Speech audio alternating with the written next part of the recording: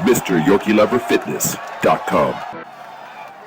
Ladies and gentlemen, the first man to build 21-inch biceps, drug-free. My friends, it fascinates me because we get together, we old timers, and we talk about our early training. We were training in our very early teens, 12, 13, 14, 15. And we remembered how we were growing and how we were experimenting all the time, what to do, how much to do. We didn't have all these flam guys and flim flam men that you got out here that turn overnight experts. There weren't any in our day. We had to experiment. So we used to do periodically, which we used to call the breather scream.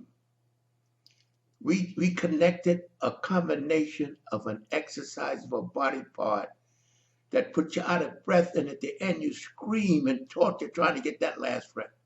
Now, let me tell you something, my friends. We didn't do this looking to outdo each other. We did this, my friends, seeking to stimulate our muscles to grow. We didn't have a closet full of all kinds of different drugs to take to make our bodies do what it wasn't designed to do. We didn't know about them. There was no such thing anyhow. But we wanted to design a way, we called it the breather scream. And the reason why we call it the breather scream, because you see, I'll give you an example. You do a set of curls, a set of tricep, a set of curls, a set of tricep, a set of curls, a set of tricep. Now remember, this is without rest. This is where you take a breather. You keep going. We use a moderate weight, of course. We didn't use maximum weight, but you keep going. And you get out of breath like you're a marathon runner. And you get that, and you had to do 8 reps. You had to do 8 reps. And I remember Mom would say, get that 8th rep. And say, yeah! And we used to call it the breather scream. And you know something? The arms felt like they were going to explode. We did that on different parts of our bodies. Did on the shoulders. Now, we didn't do this as a routine and do it every day. This was like specialized times. We may do it once a week. The breather scream. Guys said, let's do a breather scream.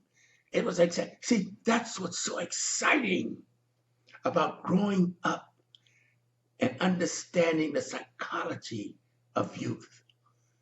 I grew up in this. I realized the desire, the strength, the pull we had, and the hunger we had to grow. Now, let me tell you something about the breather scream.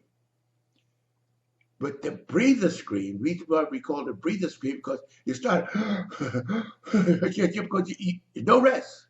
You do a set of curls, there's no rest. You can't take a breath, you can't stop. That's why we call it the breather scream. And at that end, sometimes getting that last rep, you gotta, that last rep. Now, but I must tell you, I grew up with this. I don't want you young fellows had been training long to try it. You need a nice sized muscle to absorb that kind of intensity. You cannot do it with a 12, 13-inch arm. It can't tolerate that kind of intensity. You won't be able to do it anyhow because you're not conditioned enough to do it. But it's just exciting when you grow up. And we would talk to you, see, when you have the background that I have, and we fellas have that goes back to the years where they had solid barbells. It's so much information there. And we were talking, and one of my friends said, hey, Leroy, you remember we used to call it the BS, the breather scream. And I just laughed. And I said, now, if you got enough strength or training, or if you want to do something like that, make sure that you have enough muscle mass and use a moderate weight. Now, you're not looking to strain. You can't be using maximum weight on this. But I tell you, if you do it like we had it set out, you will scream at that last rep. So that's what I got to tell you about the breather scream. Fantastic. In any case, my website, LeroyCover.com, and also MrYorkieLoverFitness.com. Click up on those, very important now. And make sure you subscribe. To be continued. Wait a minute. Before you click away, I want you to subscribe, like, comment, hell, even dislike if you want to. At least do something before you get out of here.